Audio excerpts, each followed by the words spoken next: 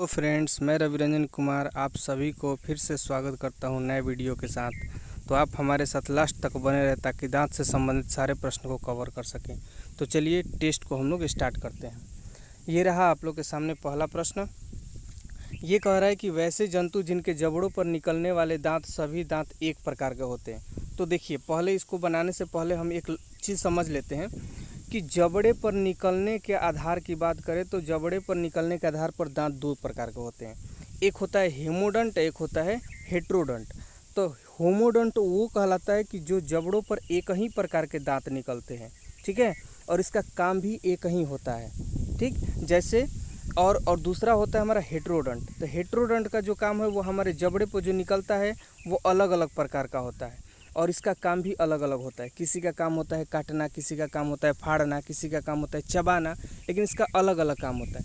तो जिसके जबड़े पर अलग अलग प्रकार के दांत जमते हैं उसके काम अलग अलग होते हैं, उसको हेट्रोडंट कहते हैं। और जिसके जबड़े पर एक ही प्रकार के दांत जमते हैं और एक ही काम होता है उसको हम लोग होमोडंट कहते हैं। तो यहाँ तक तो कोई दिक्कत नहीं है। होमोडंट और हेट्रोडंट यही दो प्रकार के होते हैं। तो कह रहा है कि वैसे जंतु जिनके जबड़ों पर निकलने वाले सभी दांत एक ही प्रकार के होते हैं, एक ही प्रकार के होते होंगे तो एक ही प्रकार के काम भी होता होगा, तो उसे हम लोग कहते हैं होमोडंट। जैसे आपके सामने एक पिक्चर हम लेकर आए हैं, जो पिक्चर आप लोग को दिख रहा होगा, ये कह रहा है कि ये जो है हमारी डॉल्फिन है, डॉल्फिन। तो डॉल्फिन का जो ये आपको दिख रहा है जबड़ा, इस जबड़े पर जो इसका दांत जमा हुए सब दांत एक ही प्रकार के हैं। इसका मतलब ये कौन सा दांत है? होमोडंट है। और जो अलग अलग प्रकार का होगा उसका काम अलग अलग होगा, उसको हम लोग हेट्रोडंट कहते हैं, ठीक है। तो पहला ये क्वेश्चन होगा। दूसरे क्वेश्चन की तरफ हम लोग बढ़ते हैं। दूसरे नंबर का क्वेश्चन ये आपके सामने है। कह रहा है कि स्तनधारी जीवों में किस प्रकार के दांत पाए जाते हैं? तो स्तनधारी हम लोग हो गए। सबसे बेस्ट एग्जाम्पल मनुष्य। आप लोग के जो जबड़े पर दांत है वो अलग अलग प्रकार के हैं, अलग अलग प्रकार के हैं, उसका काम भी अलग अलग है। एक होता है कृंतक यानी काटने वाला होता है, आगे का 4 नीचे 8, और रदनक, अग्रचौरणक, चौरणक, इसकी चर्चा हम लोग बाद में करेंगे। लेकिन अभी कह रहा है कि किस प्रकार के दांत होते हैं, तो आप बता सकते हैं होमोडंट होता है कि हेट्रोडंट होता है। तो अलग अलग प्रकार के होता है, अलग अलग काम है, तो हेट्रोडंट होगा, होमोडंट नहीं होगा, ठीक है। सांप में होता है होमोडंट, यानी उसका दांत सब एक प्रकार के होते हैं, ठीक है। तो दो क्वेश्चन नंबर दूसरे का जो हमारा ऑप्शन होगा वो होगा बी, इसका सही आंसर होगा।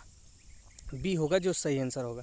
ये देख रहे हैं आप यहाँ पे दांत, तो दांत जो है ये अलग अलग प्रकार के, इसके काम भी अलग अलग हैं, इसलिए इसको हम लोग कहते हैं हेट्रोडंट, ठीक है। गाय हो गई, भैंस हो गई, सब में हेट्रोडंट ही पाया जाता है। क्वेश्चन नंबर नेक्स्ट की तरफ चलते हैं। क्वेश्चन नंबर तीसरा जो हमारे सामने है वो क्या है? देखिए, क्वेश्चन नंबर तीसरा कह रहा है कि एक बार टूट जाने के बाद इनके जगह दूसरे दांत आते हैं, उन्हें क्या कहा जाता है? तो पहले समझ लेते हैं हम एक चीज़। देखिए, एक होता है परमानेंट टीथ और एक होता है टेम्पोररी टीथ या मिल्क टीथ। टेम्पोररी टीथ और मिल्क टीथ एक ही दांत को कहते हैं। तो टेम्पोररी टीथ वो कहलाता है जो जमता है, टूटता है, लेकिन मिल्क टीथ उसे कहते हैं जो बचपन में जमता है। तो पहले समझते हैं, इसकी संख्या होती है 20। मिल्क टीथ और टेम्पोररी टीथ यानी अस्थायी दांत की संख्या होती है 20। देखिए, जब बच्चा जन्म लेता है तो जन्म लेने के 2.5 साल या 3 साल के अंतर में उसके सारे दूध के दांत जम जाते हैं, और जब 6 साल से 12 साल के आसपास में उसके सारे जो दूध के दांत होते हैं वो टूटने लगते हैं। तो दूध के दांत 3 साल के अंतर्गत कितना जम जाता है? 20। तो ये जब 20 दांत जमता है तो ये टूटता भी है। तो टूटता है तो इसके जगह पे नया दांत निकलता है, तो फिर नया दांत उसी जगह पे कितना निकलता है? 20। और एक होता है हमारा अस्थाई दांत, जिसको कहा जाता है अस्थाई दांत, वो होता है जो टूटने के बाद फिर नहीं जमता है। तो 12 होता है, यहाँ पे 12 देखिए अस्थाई दांत हो गया जो एक ही बार जमता है। लेकिन वैसे तो अस्थाई दांत भी 20 ही होगा। तो 20 दांत बचपन का, और जो टूटा बचपन का दांत उसके जगह पे 20 और जमा, ठीक। और 12 जो होता है एक ही बार जमता है। हमारे जीवन काल में केवल कितने बार? वो एक ही बार जमता है। तो जीवन काल की बात करें, मनुष्य के जीवन काल में दांत कितने आते हैं? तो 20 और 12 कितने हो गए? 52 दांत आते हैं जीवन काल में, ठीक है। लेकिन दूध का दांत 20 होता है, और जो हमारा और अस्थाई दांत को हम लोग अक्ल का दांत भी कहते हैं। ठीक है, तो चलिए यहाँ तक तो कोई दिक्कत नहीं है। दूध का दांत 2.5 साल 3 साल के अंतर्गत निकल जाता है और वह 6 साल से 12 साल के अंतर्गत में टूटना स्टार्ट करता है, उसके जगह पे नया नया दांत जमता है। और जब दूध का दांत टूट जाएगा और वहाँ पे जो दांत जम जाएगा अब वो टूटेगा तो नहीं जमेगा। ठीक है, उसको हम लोग दांत लगवाना पड़ता है। सोने का लगता है, अब तो प्लास्टिक का भी आ गया है, रबर का भी आ गया है, तो वहाँ पे दांत लगाना पड़ता है। ठीक है, अगला चलते हैं हम लोग क्वेश्चन नंबर 4 की तरफ। ये है हमारे सामने क्वेश्चन नंबर 4। क्वेश्चन नंबर 4 कह रहा है कि मनुष्य के पूरे जीवन काल में कितने दांत आते हैं। तो मनुष्य के पूरे जीवन काल में कितने आते हैं, तो 20 था हमारा बचपन वाला दूध का दांत। जब ये दूध का दांत टूटा तो इसी के जगह पे 20 दांत और आया और फिर हमारा होता है 12 दांत और होता है। ठीक है, तो टोटल मिला करके हमारे जीवन काल में कितने दांत जमते हैं, तो 52 दांत जमते हैं। अगर कहेगा मनुष्य में कितने दांत होते हैं, तो 32 होते हैं। दांत कितने होते हैं, 32 होते हैं। लेकिन पूरे जीवन काल में कितने दांत आते हैं, तो 52 आता है। इसका जो राइट आंसर होगा वो होगा ऑप्शन नंबर ए, यानी 52।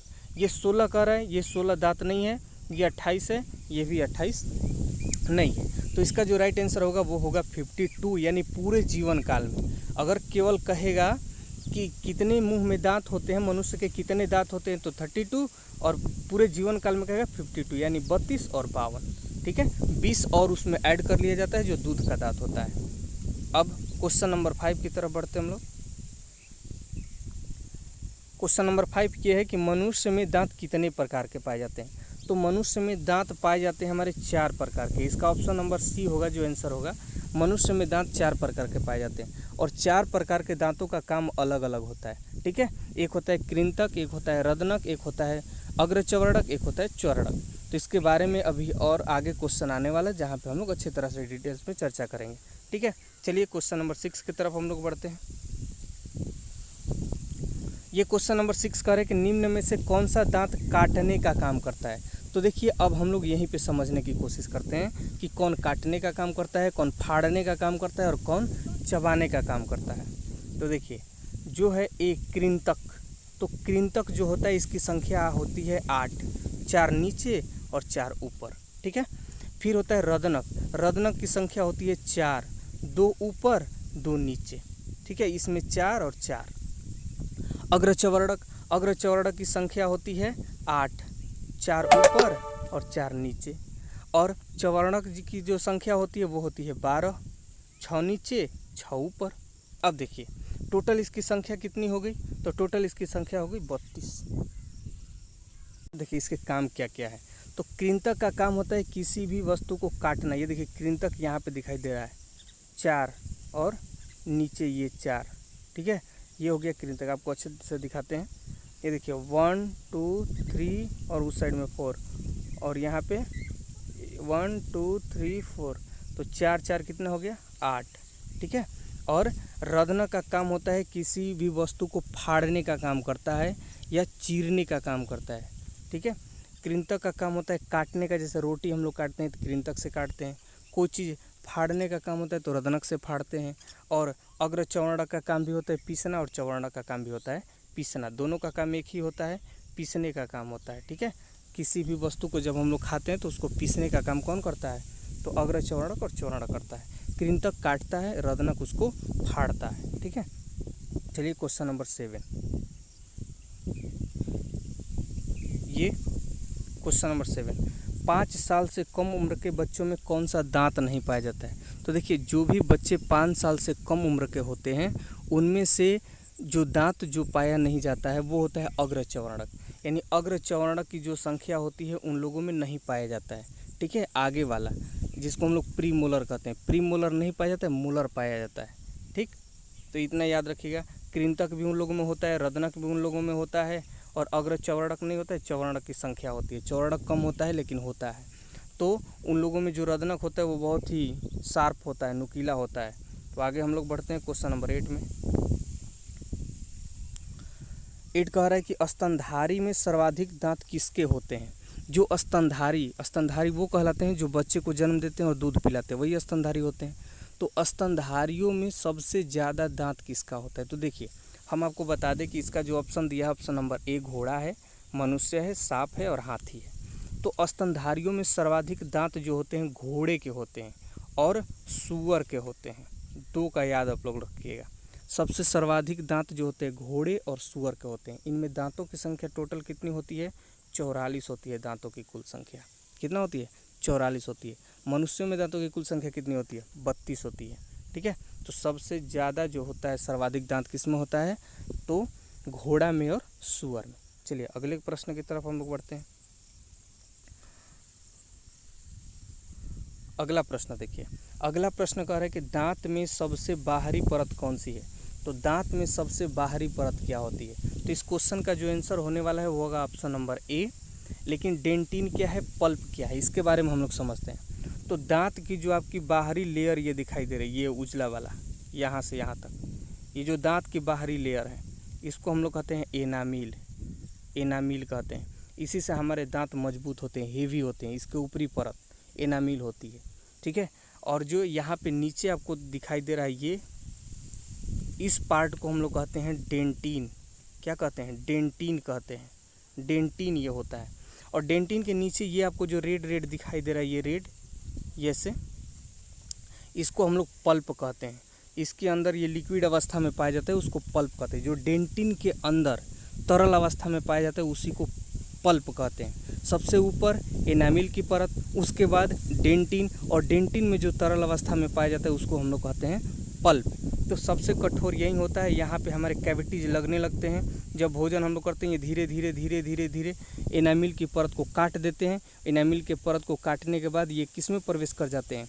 डेंटिन में प्रवेश कर जाते हैं और फिर पल्प पे अपना असर दिखाने लगते हैं। तो दांत में हमारे दर्द होने लगते हैं, तो और हम लोग फिर बेचैन हो जाते हैं, तब इलाज करवाने स्टार्ट करते हैं। इसलिए हमें स्टार्टिंग में ही सतर्क हो जाना चाहिए कि खाना खाने के बाद कूला करना चाहिए, मुंह धोना चाहिए अच्छे ढंग से, ताकि उस पर जर्म्स जो है इकट्ठा न रह सके और एनामिल के परत को धीरे धीरे काट न सके। अगर एनामिल की परत हेवी रहेगी तो कभी हमारे दांत में दर्द नहीं होगा।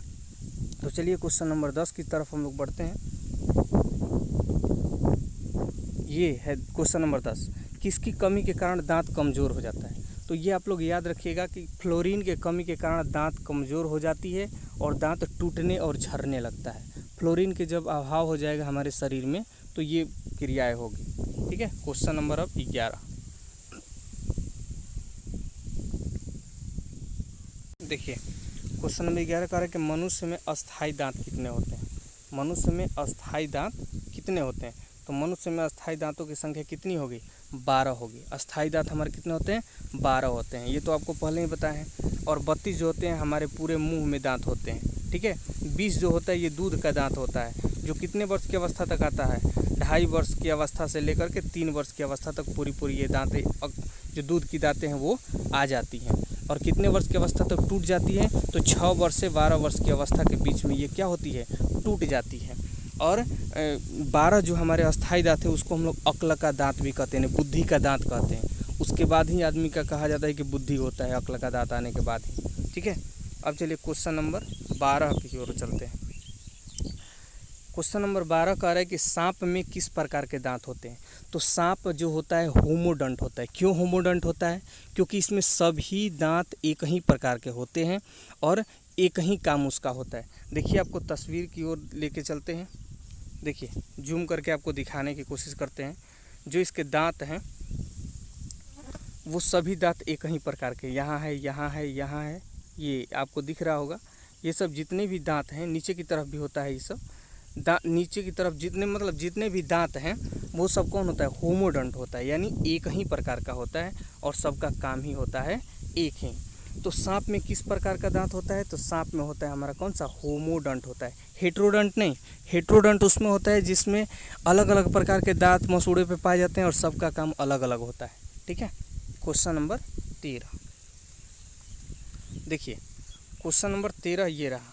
क्वेश्चन नंबर 13 कह रहा है कि दांत के वह भाग जो मसूड़ों से बाहर दिखाई देते हैं उसको क्या कहते हैं? तो आपको दिख रहा होगा ये मसूड़ा है।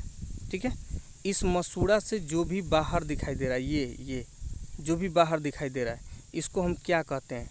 तो मसूड़े से जो भी बाहर दिखाई देता है उसको क्राउन कहते हैं। क्या कहते हैं? क्राउन कहते हैं या शीर्ष कहते हैं। याद रखिएगा, उसको क्राउन कहते हैं या शीर्ष कहते हैं। ठीक, देखिए जो ये शीर्ष हो गया, और ये जो इसके नीचे होता है ये हमारे मसूड़े हो गए। मसूड़े के नीचे जो भाग होता है, जब हम बचपन में रहते थे दांत टूटता था तो दिखता था, तो मसूड़े के नीचे जो होता है उसको हम लोग जड़ कहते हैं, जड़ या रूट कहते हैं। ठीक है, जो अभी मुंह खोलने पे जो भाग दिखाई देता है दांत का उसे हम लोग क्राउन कहते हैं यानी शीर्ष कहते हैं, और जो नीचे धंसा होता है मसूड़े में उसको हम लोग रूट या जड़ कहते हैं। ठीक है ना।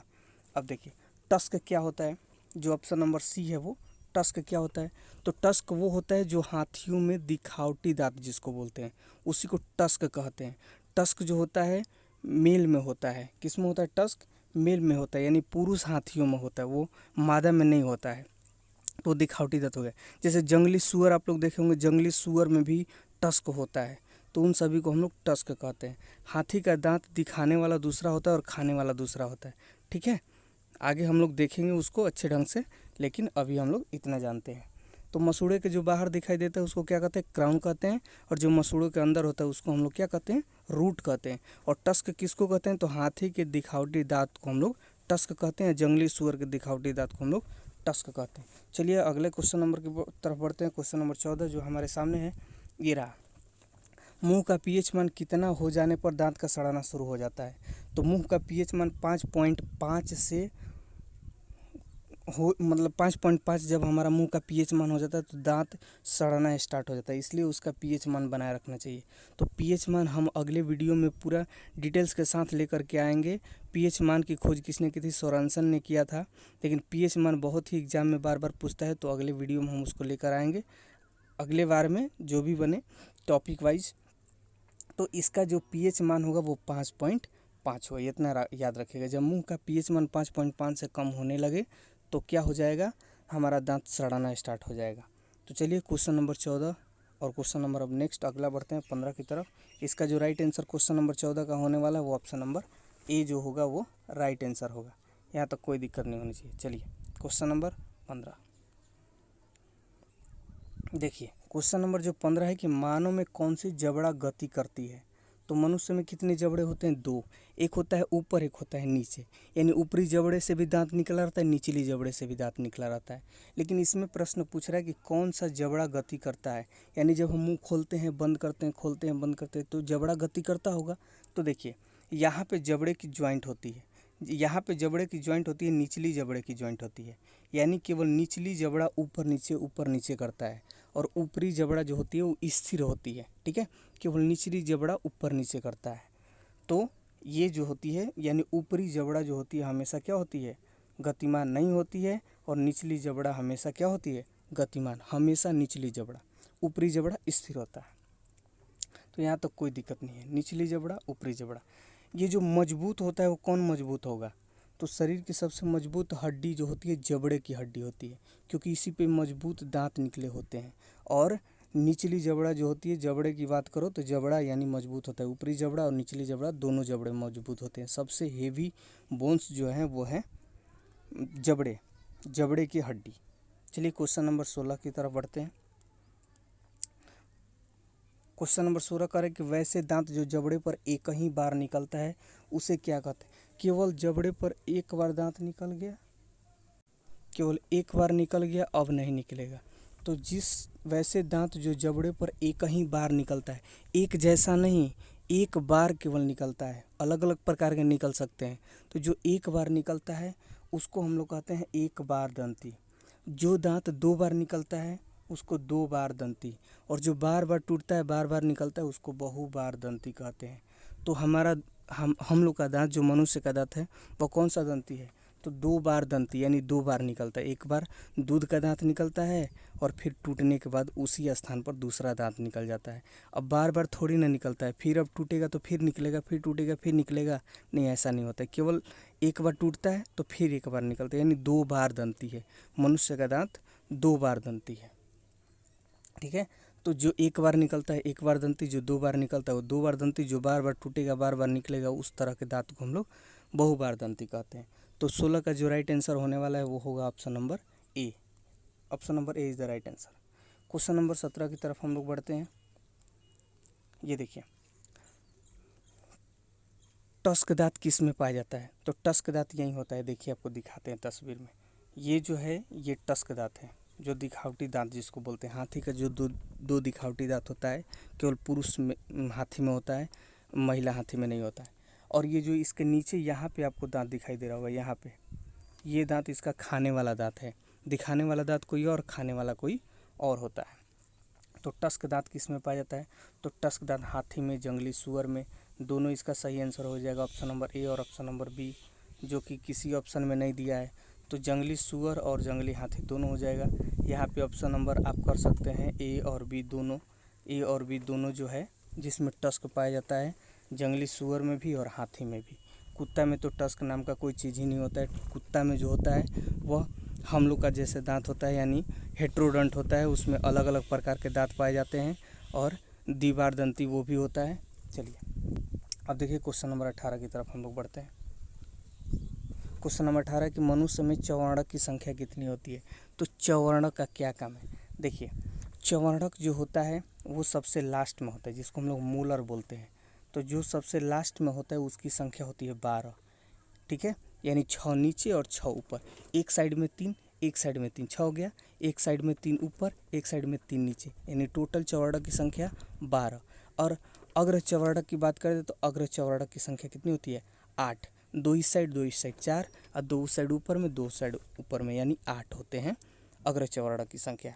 तो कैसे याद रखेंगे इसको? याद रखने का सबसे सरल तरीका देखिए, 8 4 8 12 ऐसे करके याद रख सकते हैं। ये कौन सा है? कृंतक, रदनक, अग्र चौवर्णक और चौवर्णक, ऐसे याद रखिएगा। 8 4 8 12, 8 4 8 12, कृंतक, रदनक, अग्र चौवर्णक, चौवर्णक। कृंतक, रदनक, पहले अग्र चौवर्णक फिर चौवर्णक, ठीक है। तो उसकी संख्या 8 4 8 12, ये बार बार पूछ देता है, इसलिए इसको याद रखना है। अग्र चौवर्णक को हम लोग प्रीमोलर कहते हैं, चौवर्णक को मोलर कहते हैं, ठीक है। क्वेश्चन नंबर 19, क्वेश्चन नंबर 19 देखिए। क्वेश्चन नंबर 19 जो कह रहा है ये है, मनुष्य के शरीर की सबसे बड़ी मजबूत हड्डी कौन सी है? तो मनुष्य के शरीर की सबसे मजबूत हड्डी कौन सी होती है? सबसे मजबूत दांत यानी जबड़े पे लगा रहता है, तो सबसे मजबूत हड्डी कहाँ की होगी? जबड़े की होगी। अब ऊपरी जबड़ा की निचली जबड़ा, दोनों जबड़े हेवी होते हैं, ठीक है। केवल निचली जबड़ा गति करता है और ऊपरी जबड़ा गति नहीं करता, यही अंतर है, लेकिन सब प्रोसेस जो होता है दोनों में सेम ही होता है। तो इसका जो आंसर होगा वो कौन सा होगा? जबड़े की हड्डी, हाथ की हड्डी नहीं, दांत की हड्डी नहीं, जांघ की हड्डी, ठीक है। चलिए क्वेश्चन नंबर 20 जो इस टेस्ट का लास्ट क्वेश्चन है उसको करते हैं। निम्न में से कौन सी प्रक्रिया दांतों के लिए खराब है? यानी क्या हमें दांतों की बचाव के लिए क्या नहीं करना चाहिए और क्या करेंगे तो दांत खराब हो जाएगा, ये प्रश्न पूछ रहा है। तो देखिए, खाने के बाद कुल्ला करना, ये बहुत ही इंपॉर्टेंट है। खाने के बाद कुल्ला करेंगे तो खाने के जो कण होते हैं वो दांत पे नहीं बैठेगा, और दांत पे नहीं बैठेगा तो जो जर्म्स होते हैं, कैविटीज़ होते हैं, वो हमारे दांतों पे नहीं लगेगी, और जब दांत पे नहीं लगेगा तो धीरे धीरे एनामिल को परत कर नहीं काटेगा और नहीं डेंटिन में प्रवेश करेगा, नहीं पल्प को ख़राब करेगा, तो हमारा दांत क्या रहेगा? ठीक ठाक रहेगा। इसलिए खाने के बाद मुंह तो धोना ही चाहिए, खाने के बाद कुल्ला करना ही चाहिए, ठीक है। कुल्ला करना बहुत ज़रूरी होता है। अगर हो सके तो शाम को और सुबह दोनों टाइम ब्रश करना चाहिए, ताकि रात को खाने के बाद हम लोग सो जाते हैं तो जो भी खाने के कण होते हैं वो दांतों में फंसे रहते हैं, तो जो कीटाणु होता है वो हमला बोल देता है।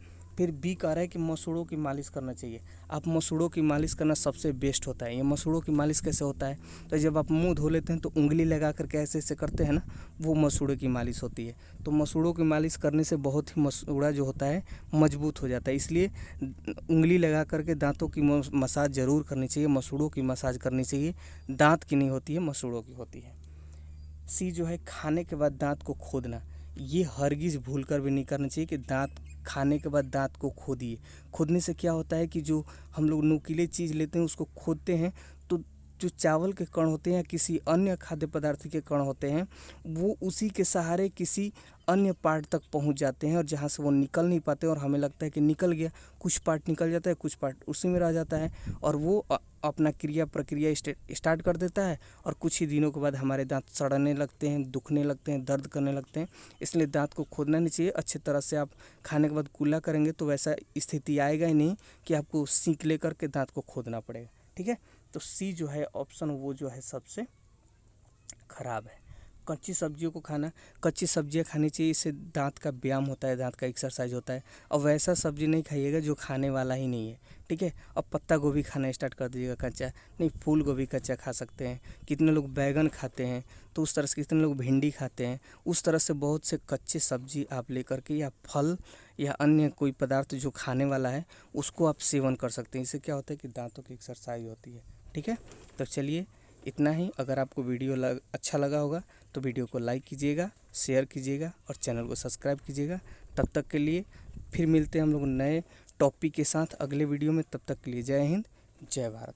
खुश रहिए, मस्त रहिए।